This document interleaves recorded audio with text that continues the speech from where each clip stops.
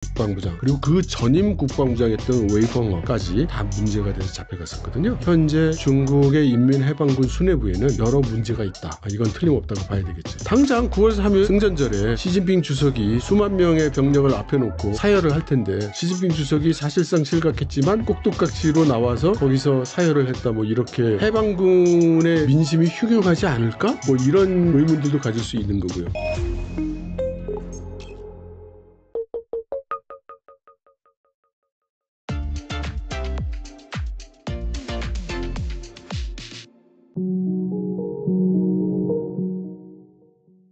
2철 박사님 모셨습니다. 안녕하세요. 네, 안녕하세요. 네, 또 박사님 모시고 또 중국 관련해서 또 핵심 이슈 하나 살펴보도록 하겠습니다. 뉴욕타임즈가 최근에 이제 보도한 걸 보니까 중국 공산당 중앙군사위원회 7명 중에서 이제 3명이 체포되거나 실종됐다라고 이제 보도를 했는데 이 사람들이 모두 시진핑 주석이 발탁했던 핵심 장군들이다 이렇게 이제 밝혔어요. 그래서 이 부분에 대해서 좀 관심이 많은 것 같은데 뭐 이러한 상황을 좀 어떻게 해석해야 될까요? 예. 확실히 이 군사위원회 성원 중에 처벌을 당하게 된 사례가 나타난 거는 굉장히 특이한 큰 사건이고요. 다만 이거를 시진핑 주석의 권력 약화라든지 또는 실각이라든지 이런 것으로 이어서 해석하기에는 좀 무리가 있어 보입니다. 그리고 이것이 어느 날 갑자기 나타난 현상은 아니고요. 작년 한 6월경부터 시작을 해서 시진핑 주석이 키워왔던 소위 로켓군에 대한 여러 가지 이슈들이 있었는데 그중에서 특히 무기 개발과 구매 관련해서 불미스러운 일들이 있었다는 소문이 있었고 그에 따라서 작년에 로켓군의 10수명에 해당되는 장군들이 잡혀가는 그런 사건이 있었거든요. 네. 그 끝자리에 말씀하신 리상포 국방부장 그리고 그 전임 국방부장이었던 웨이펑어까지 다 문제가 돼서 잡혀갔었거든요. 그리고 작년 12월 31일 마지막 날에 국방부장이 새로 임명이 됐는데 동준이라고 하는 해군 장군이 국방부 장관이 됐어요. 네. 그럼에도 불구하고 군사위원회의 위원으로 이름을 못 올렸습니다. 그래서 이것은 임시 조치로 해석되는 것이고요. 따라서 지금 현재 중국의 인민해방군 수뇌부에는 여러 문제가 있다. 이건 틀림없다고 봐야 되겠죠. 하지만 그런 것들이 이제 시진핑 실각과 연결 짓는 건 다소 좀 무리가 있다. 그렇게 이제 볼 수 있는 거겠네요. 네. 그리고 최근에 후추나 중국 인민정치협상회의 부주석의 공개 행보가 뭐 눈에 띈다 이런 얘기가 나오더라고요. 후추나는 최근 경제체제 개혁 심화 주제로 열린 정협 상무회의를 이끌었는데 이게 부주석 서열 2위인 후추나가 상무회의를 이끈 것이 좀 이례적이다라는 평가를 뭐 받고 있어요. 한때 후진타오 전 주석이 후계자로 낙점한 후추나의 정치 활동이 강화된 것은 좀 어떻게 해석해야 될까요? 그 후추나에 대해서 사람들의 시선이 집중되는 것은 그동안 후추나 부주석이 죽은 듯이 조용히 지냈기 때문입니다. 그렇죠. 활동이 거의 없다가. 네. 활동이 사실은 있었는지 없었는지도 모르죠.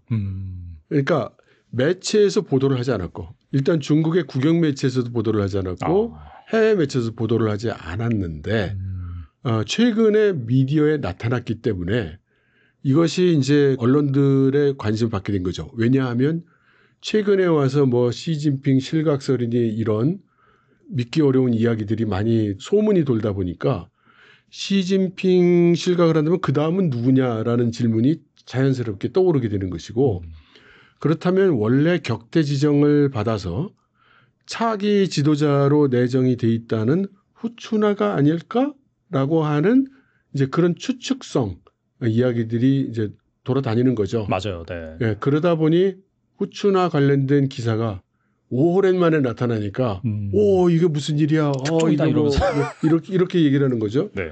근데 사실 보면은 뭐 별로 중요한 일 아니에요. 예, 정협이라는 조직 자체가 사실은 흔적기관 같은 조직이고 뭐 그렇게 중요한 일을 하는 것도 아니기도 하고요. 그러면 최근에 이제 정치 행보가 불거진 거는 뭐 특별한 이유가 있나요? 그러면? 아니 그걸 정치 행보가 불거진 거라고 저는 해석되지 않습니다. 그냥 언론들이 호들갑을 떨고 있는 것으로 생각이 되는 거고요.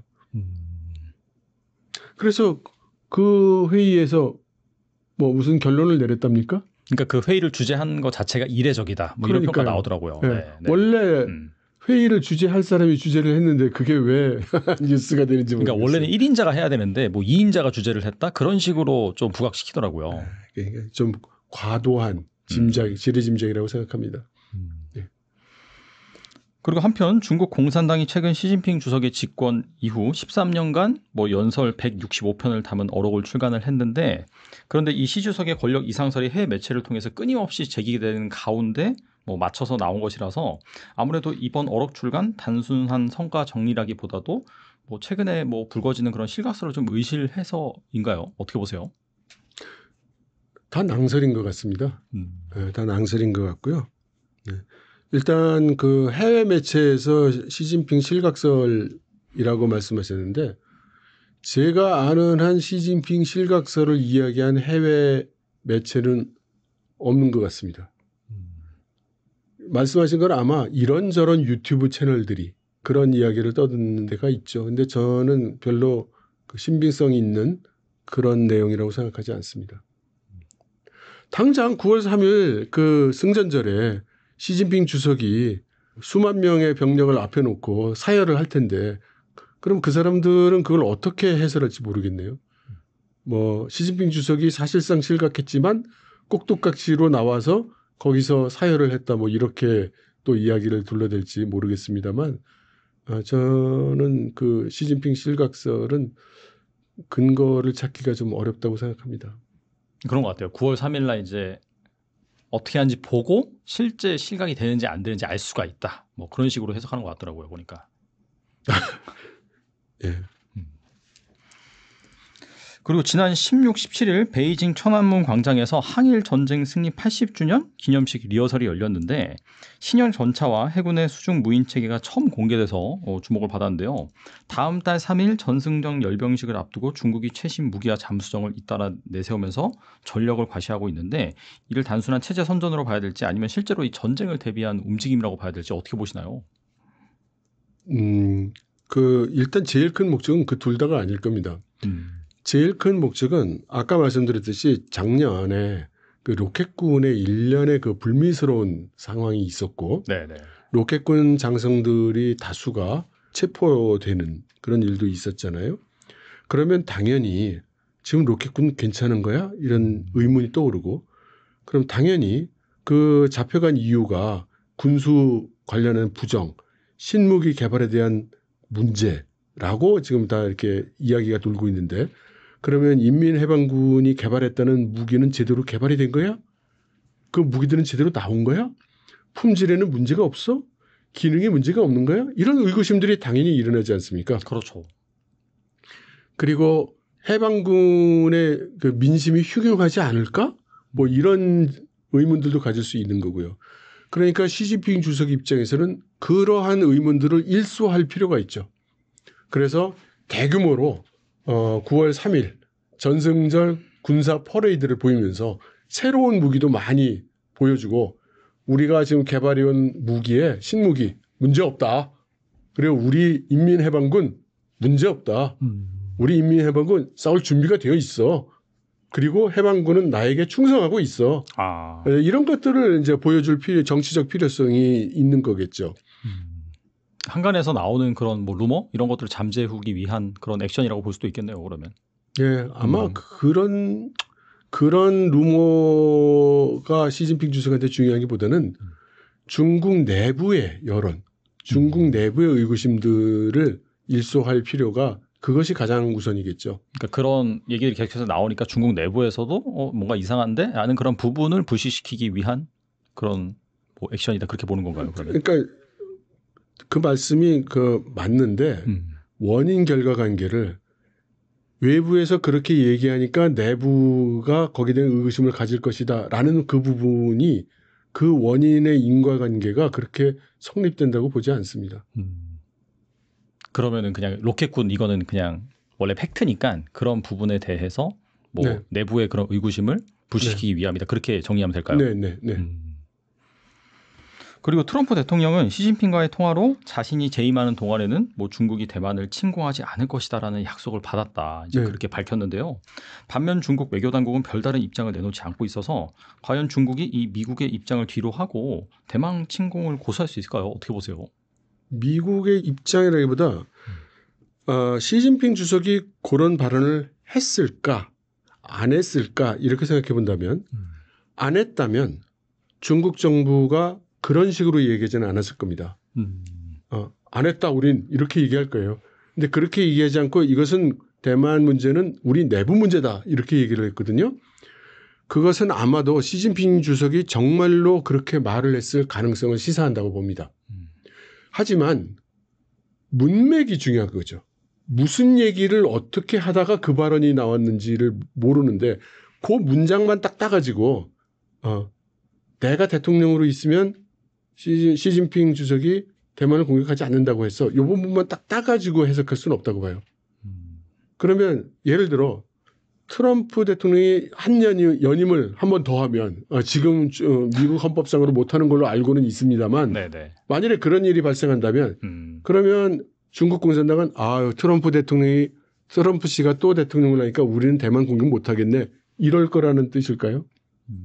그러니까 이것도 앞뒤 상황과 문맥을 파악해야 정확한 해석이 가능할 것 같습니다. 뭐 애매하네요. 결론은 그러면은 뭐 무조건 안 한다도 아니고 뭐 한다도 아니고 여지를 좀 남겨놨다 이렇게 볼 수 있는 거겠네요. 그러면.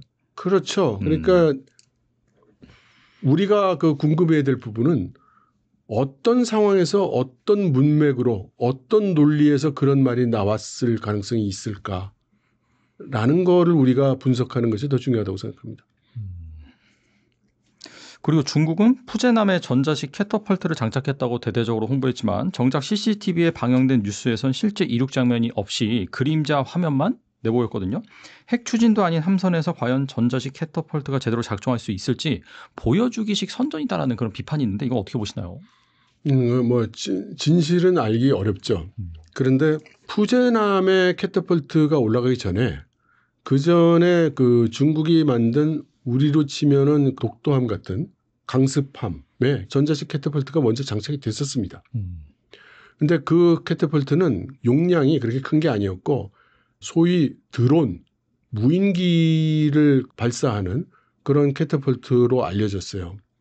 그리고 푸제남에 올라가 있는 캐터펄트가 한 대가 아니에요. 캐터펄트가 3대인가 올라갔습니다. 그러면 에너지 소모가 굉장히 큰 거기 때문에 캐터펄트가 제대로 할 수 있겠냐는 의문이 드는 건 뭐 당연합니다. 그래서 저는 어떻게 생각하느냐면 그러면 실제로 동작하지 않는 캐터펄트를 무려 3개나 항공모함에 장착을 하고 다닐 이유가 있는가.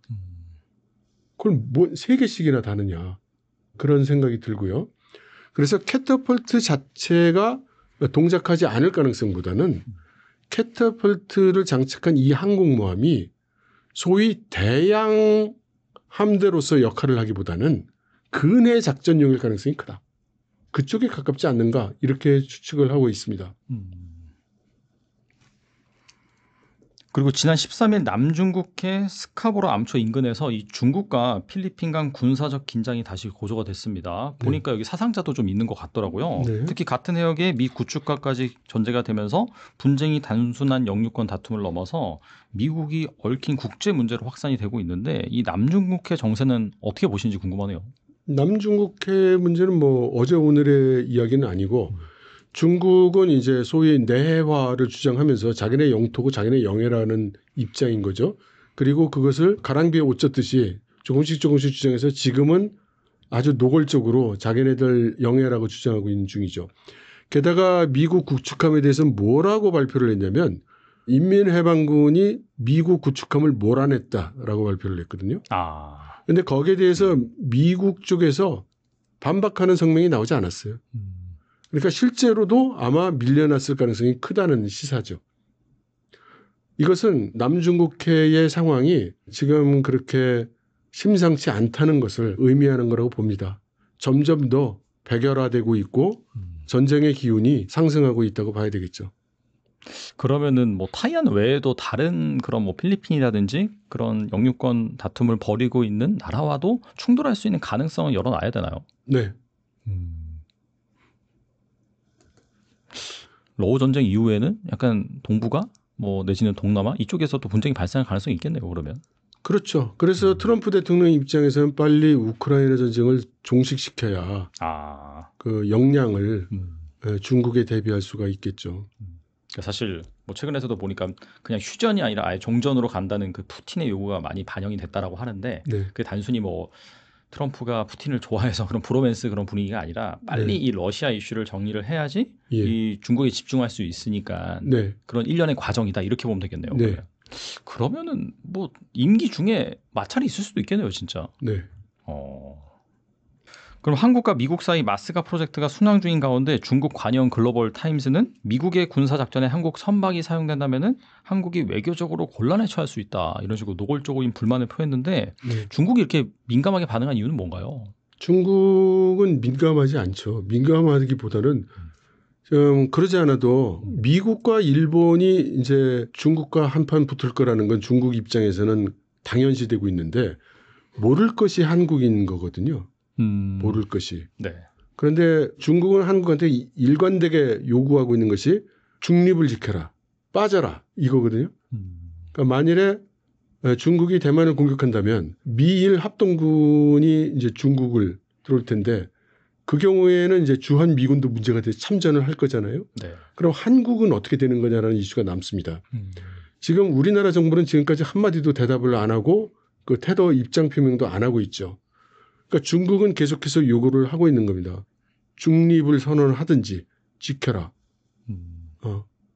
안 그러면 이런 가로 열고 가로 닫고가 되잖아요. 그러니까 한국이 지금 거의 입장 표명을 하지 않은 채 미국의 함선을 수선하거나 만들거나 하는 상황이 온다면 그럼 자기들로서는 여차하면 우리와 싸우겠다는 그 시그널을 볼 수밖에 없지 않느냐 그 얘기를 하는 거죠. 근데 이건 거의 기정사실하잖아요. 사실 우리가 이제 트럼프 그 대통령이 당선이 되고 그때부터 계속해서 한국에 조선업에 러브콜을 보냈고 그게 단순히 뭐 그냥 선박이 아니라 이 군함 함정 MRO부터 해서 나중에는 이 선박까지 뭐 건조를 맡길 수 있는 그래서 그런 부분에 있어서 최근에 우리가 이제 한미 상호화세 협상에도 이 조선업 패키지가 또 들어갔잖아요. 대규모로. 그러면 사실상 이걸 진행된다고 봐야 되는 거 아닌가요? 그러면? 그렇게 진행이 될 가능성을 중국이 이제 말하자면 자기들의 불만과 경고를 발휘한 거고요. 그리고 이제 그렇게 이제 진행이 되면 중국으로서는 대만 공격 시에 한반도 공격도 하지 않을 수 없겠죠. 그러면은 뭐 사실 그렇게 진행이 되는 것 자체를 좀 기정사실할 필요는 있겠네요. 그렇다고 여기 와서 뭐 사실 한국이 대한민국이 뭐 지금 트럼프랑 이미 다 협상을 해놓은 상태에서 갑자기 안 한다고 할 수도 없는 거고요. 그래서 저는 계속 주장을 하고 있는 겁니다. 그 정부가 도대체 어떻게 할 건지 기본 입장을 내놔라. 외교 안보 정책이 뭐냐. 그 불확실성을 좀 줄여줘야 기업이든 개인이든 뭐 그러한 전제로 그럼 나는 이래야 되겠군 저래야 되겠군 뭔가 설계를 할 수 있지 않느냐라고 저는 주장을 하고 있는 중입니다. 지금 또 뭐 업계에서는 이제 한한령 해제 기대감면서 계속해서 나오면서 이 뭐 주식시장에서는 관련 기업들이라든지 좀 부각이 받고 있는데 그런 것들이 좀 위험할 수도 있겠네요. 그럼 아니 중국과 전쟁을 할지 모르는 방향으로 가면서 협안력은 풀어주세요라는 게 중국 입장에서 그게 말이 되겠습니까?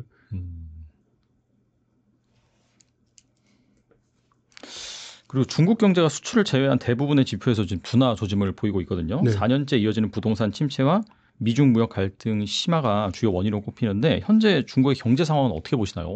상당히 지금 안 좋죠.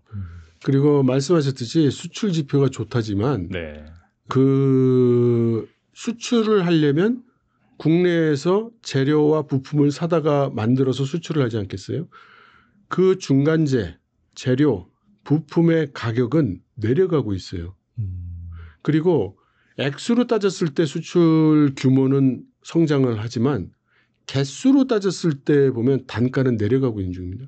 그러니까 수출도 수익성이 악화되고 있는 중이라고 봐야 되고 그것이 내수에 얼마만큼 영향을 주느냐를 보면 수출을 많이 했기 때문에 관련된 산업체들의 내수 시장이 좋아지고 있다기보다는 내수가 굉장히 어렵기 때문에 그런 저가의 재료, 저가의 부품을 가지고 만들어서 전보다 더 저가로 수출하고 있다. 이렇게 봐야 할 것 같습니다. 뭐 이렇게 말씀 나누다 보니까 이제 드는 생각이 아직 그 미국과 중국 간의 뭐 관세라든지 이런 부분이 확정이 아직 안 됐잖아요. 네. 그래서 유예가 되고 있는 그런 상황이잖아요. 네. 보니까 이제 여기 이제 다시 시작된 전쟁이라고 이 미중 패권 네. 전쟁 관련해서 또 서적도 이번에 쓰셨는데 출판하셨는데 그렇다면은 이게 뭐 지금은 어우 전쟁 때문에 정신없고 그다음에 뭐 다른 동맹들과 협상 뭐 여전히 이제 거의 이제 막바지에 다다르고 있고 이제 중국과의 그런 협상이 남은 상황인 것 같긴 한데 이건 좀 네. 어떻게 전개될 거라고 보시나요? 저는 녹록치 않다고 생각을 하고 일단 협상이 잘 타결될 가능성도 그렇게 낙관할 수 없거니와 협상이 타결이 돼도 삐걱거릴 것이다. 어떤 측면에서 삐걱거리는 거죠, 그러면? 그러니까 지금 트럼프 행정부의 입장은 말이죠. 지금 우리가 마치 관세 협정이 끝난 것처럼 이렇게 생각을 하는데 이건 상호 관세 끝난 거예요. 네. 그다음 산업 관세가 있습니다. 산업별 관세가 있죠. 그다음 트럼프 대통령의 혁신적인 아이디어 2차 관세라는 것도 있죠. 그러니까 그리고 내년이 한번 금년 지나고 나서 내년이 됐다고 생각해 보세요. 그럼 내년에는 그 관세율이 그대로 유지가 될까요? 아니면 트럼프 대통령이 보니까 생각보다 관세가 덜 들어왔어. 더 올려야 되겠어. 뭐 이런 일은 없을까요? 그러니까 하나도 지금 그 안정적인 게 없다는 거죠. 근데 우리나라 같은 나라는 뭐 울며 겨자 먹기예요. 뭐 미국이 그렇게 한다면 그거 뭐 싸울 수도 없고. 근데 중국은 입장이 지금 그렇지가 않은 거죠. 중국은 여차하면 수 틀리면 뭐 그럼 뭐 안 팔고 말지라는 스탠스거든요. 그래서 불안정할 것이라고 말씀드리는 겁니다. 그러니까 강대강 국면이 계속해서 지속될 수가 있다. 그렇게 봐야겠네요. 예, 중국의 기본 전략은 뭐냐면 우리의 베이스라인은 이거다. 이 베이스라인 밑으로는 우린 절대 양보 못하는 거고 그 베이스라인 외라면 얼마든지 우리가 그 협상을 할 수 있다. 이거거든요. 그러면 어떻게 결과가 나올 것이냐. 그러니까 중국이 필요하다면 결렬이 돼도 좋다는 상태이기 때문에 그렇게 쉽지 않을 거라고 보는 겁니다. 최근에 보면은 뭐 브라질이라든지 확실히 좀 미국한테 이 상호 관세로 인해서 좀 기분도 나쁘고 타격을 좀 받은 그런 나라들이 있잖아요. 그래서 제가 그 책에 트럼프가 생각하는 관세에는 몇 가지 표준이 있어 보이는데 0%, 10%, 20%, 40% 그리고 50%가 있는 것 같다라고 그 분석을 했어요. 0% 국가가 어디냐면 러시아, 북한, 이란 이런 나라들입니다. 네. 0%예요. 관세 없어요. 거기는 거래를 안 하니까. 아니 근데 물론 그렇습니다. 거의 뭐 거래가 없기 때문이긴 한데 거래가 없으면 사실은 1000% 때려도 되잖아요. 어차피 거래가 없는데. 예. 그런데 0%로 놔둔 거는 저는 뭔가 시사점이 있다고 생각합니다. 핵 관련인가요, 그러면? 궁금하신 분은 책을 읽어보시고 10%는 뭐냐?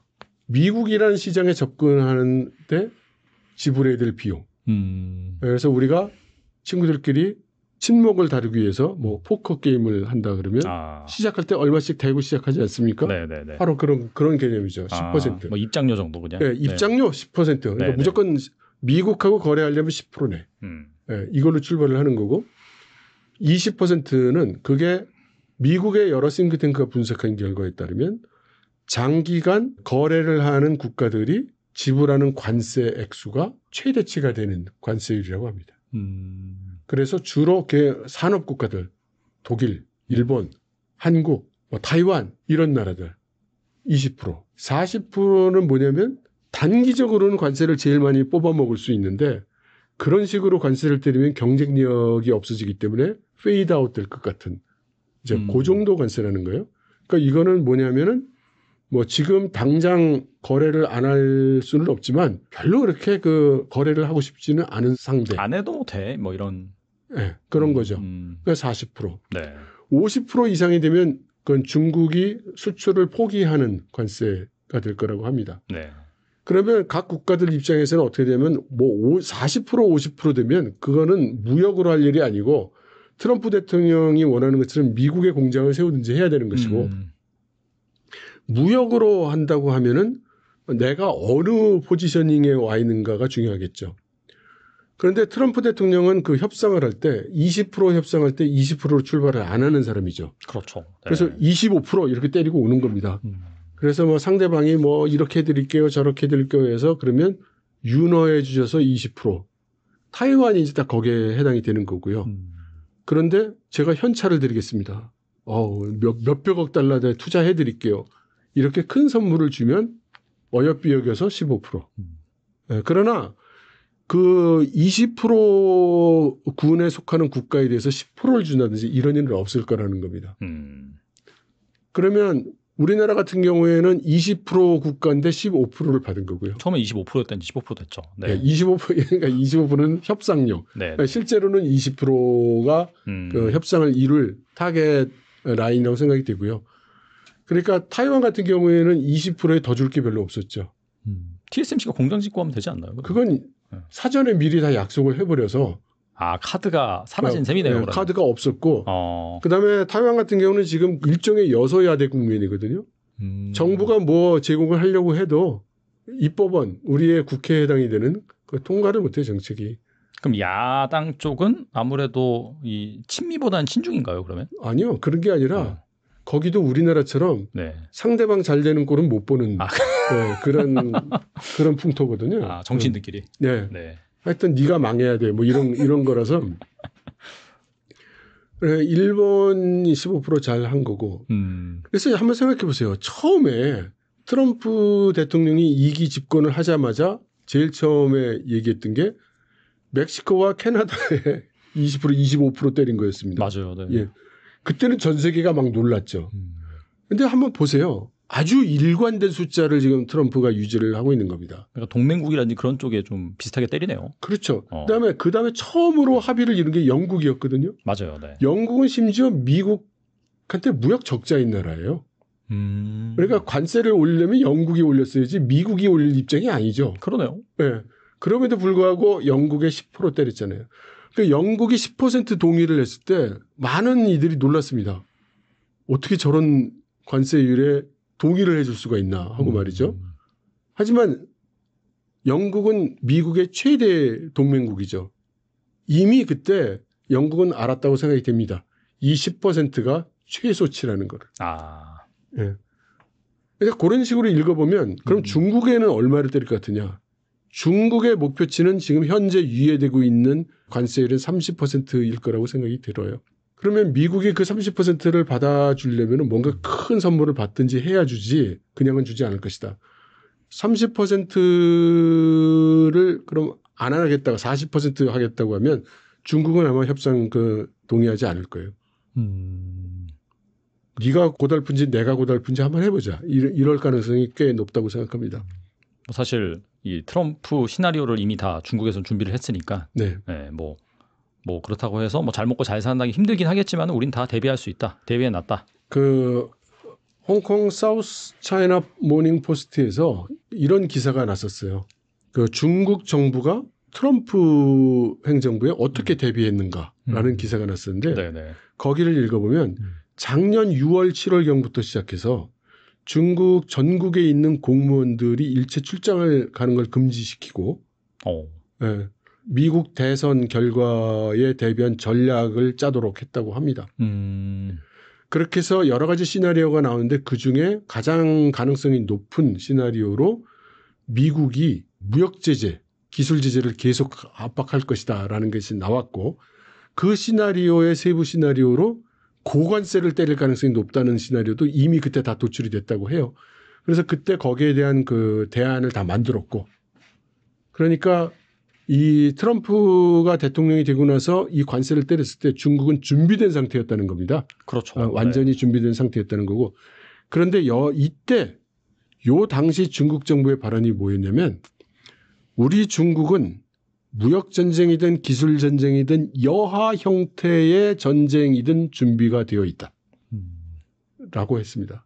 그리고 그때 당시에 주미 중국 대사관에서도 자기네 웹사이트에다가 공고를 냈는데 역시 똑같이 중국은 미국과 관세가 됐든 기술 제재가 됐든 여하 형태의 전쟁에도 응할 준비가 되어 있다라고 했어요. 그래서 중국이 이번에 단단히 준비하고 단단히 결심을 하고 지금 대응하고 있는 것이어서 트럼프가 다른 약소 국가들 흔들듯이 그렇게 쉽게는 그 협상이 진행되지 않을 걸로 봅니다. 야, 근데 그렇게 해서 강대강 국면으로 가면은 글로벌 경제에 좋은 건 하나도 없겠네요, 진짜. 저의 주장은 이런 식으로 가면 남에게 아쉽지 않은 나라가 가장 따뜻하고 상대적으로 따뜻한 거죠, 그죠? 예. 네. 예. 세계화 시대보다는 뭐 사실 안 아니, 나는 좋으니까. 뭐 그 어디다 남의 나라에 안 팔아도 되고 남의 나라에서 뭐 구해올 것도 없고 그냥 우리끼리 잘 먹고 잘 살 수 있어. 이런 데가 제일 편안하고. 그런데 내가 살려면 석유를 좀 가져와야 돼. 뭐 이런 나라들 있잖아요. 뭔가 그렇죠. 다른 나라에 아쉬운 거를 가져와야 되는 나라는 괴롭죠.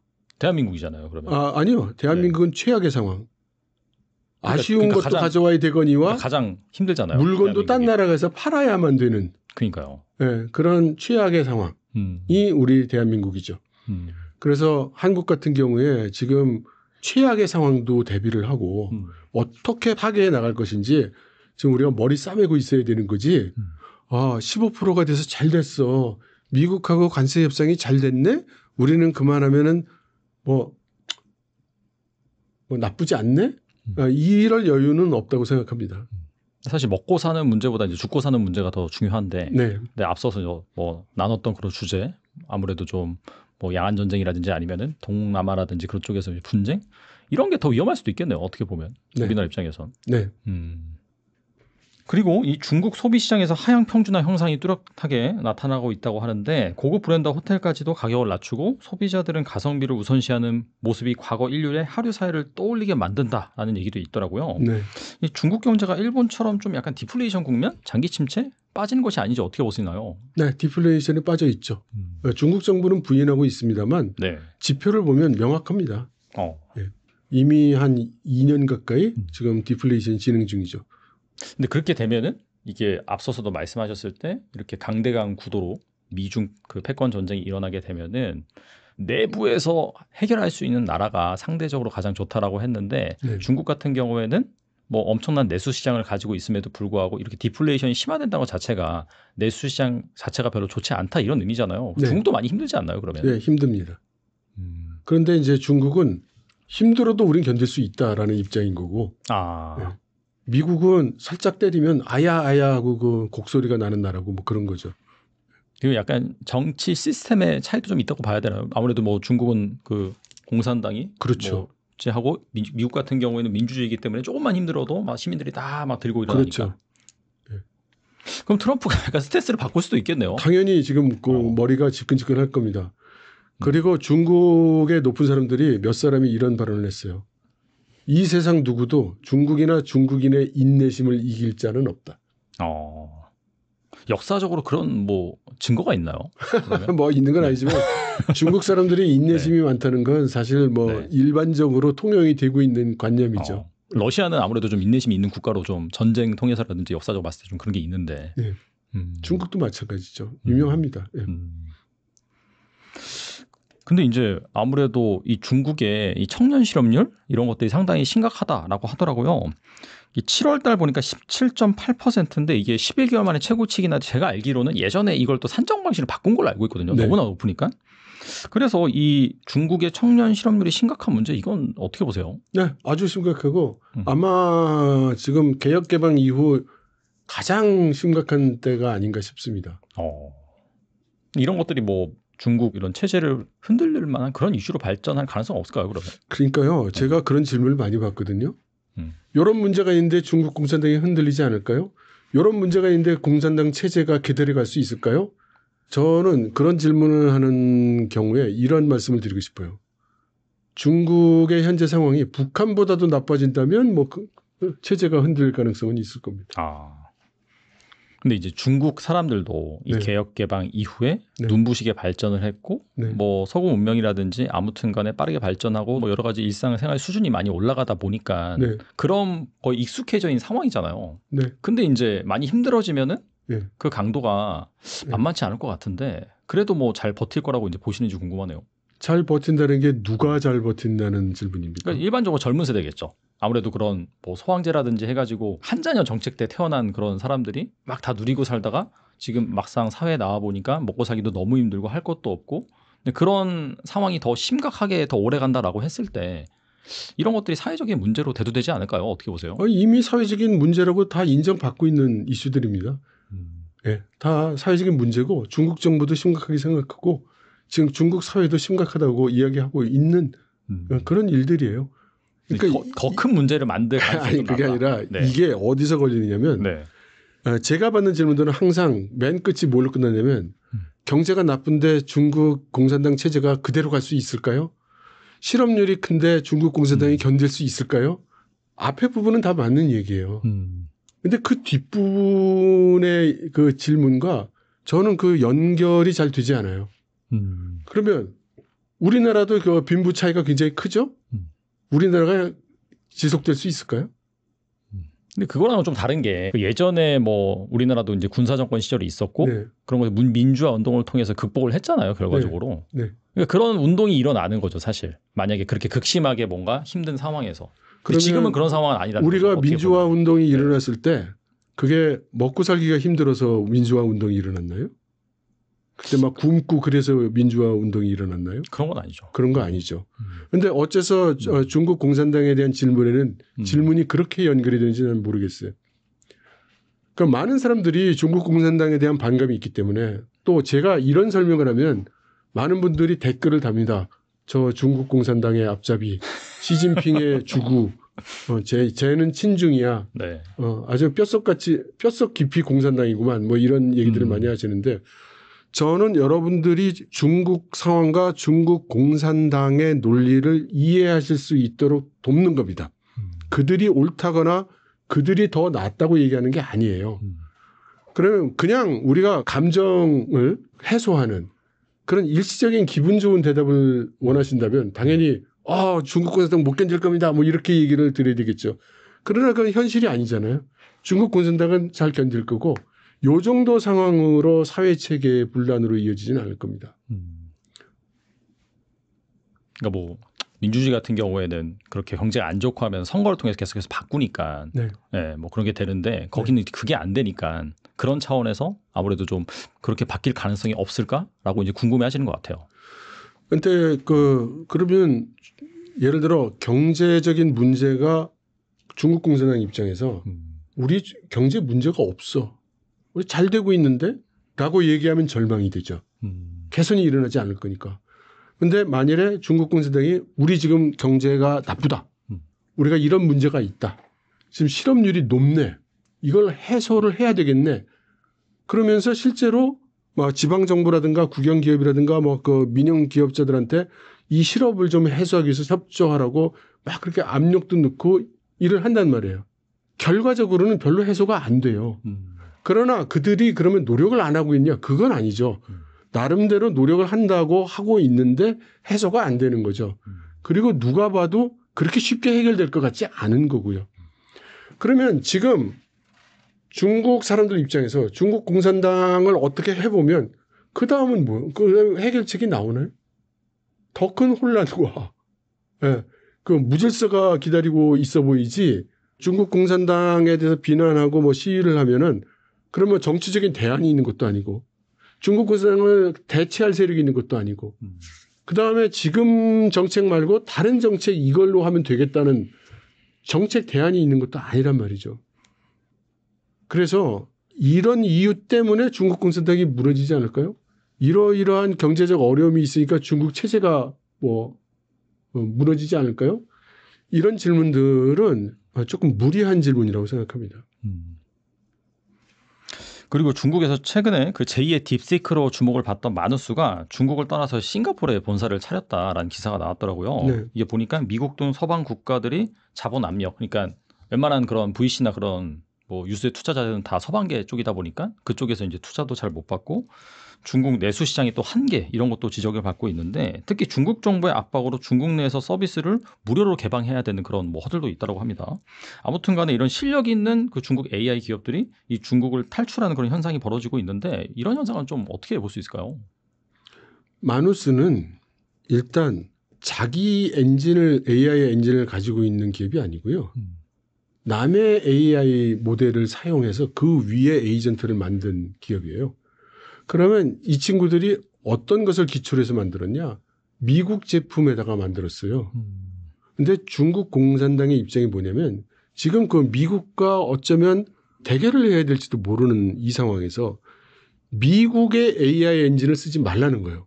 중국의 AI 엔진을 쓰라는 겁니다.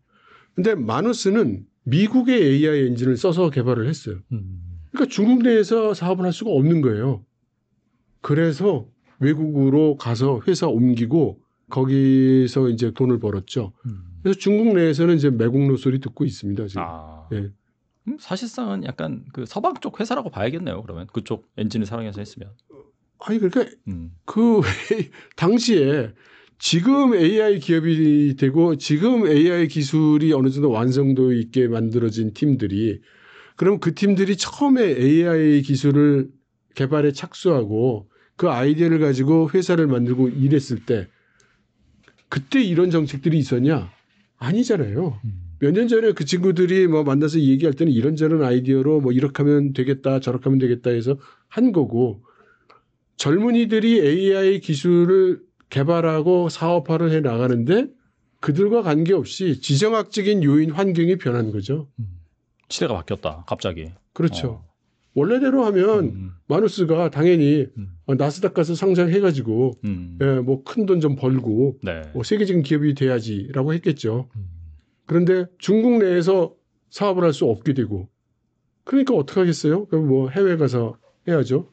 근데 미국 가면 트럼프가 두들겨 팰 것 같고 유럽 가도 이거 별로 우호적이지 않을 것 같고 아시아권에서 그나마 좀 받아주고 증시 상장하는데 문제가 없을 만한데 지금 제일 각광받는 데가 싱가포르죠.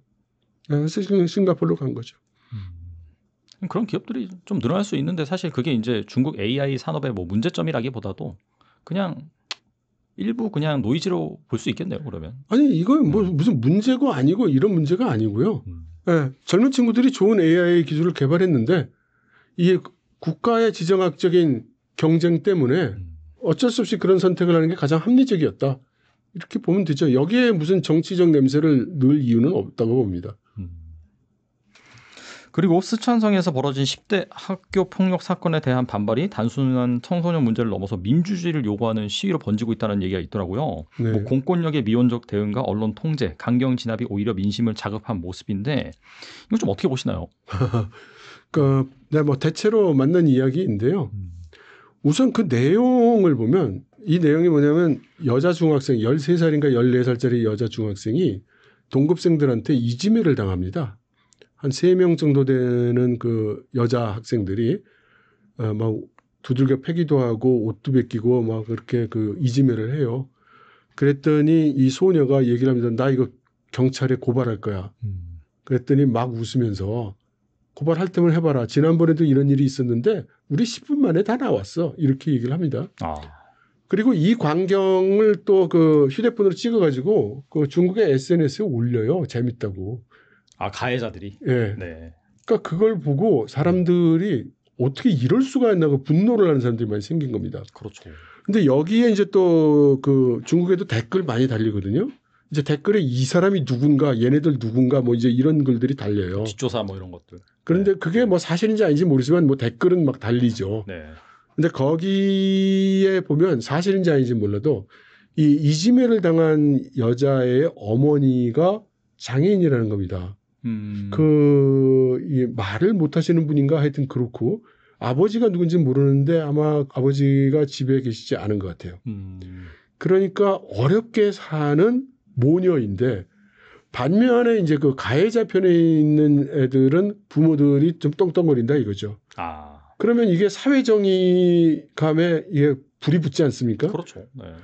그리고 여기에 뭐가 있냐면 중국은 말이죠. 아직까지는 그 일자녀들이 많지 않습니까?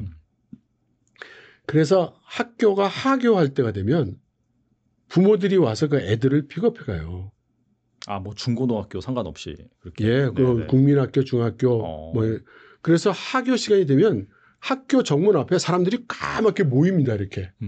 왜? 자기 애를 데려가야 되니까. 그러면 그 학교 앞에 학부모들이 쫙 모여있을 때 네네. 그게 당연히 문제가 되잖아요.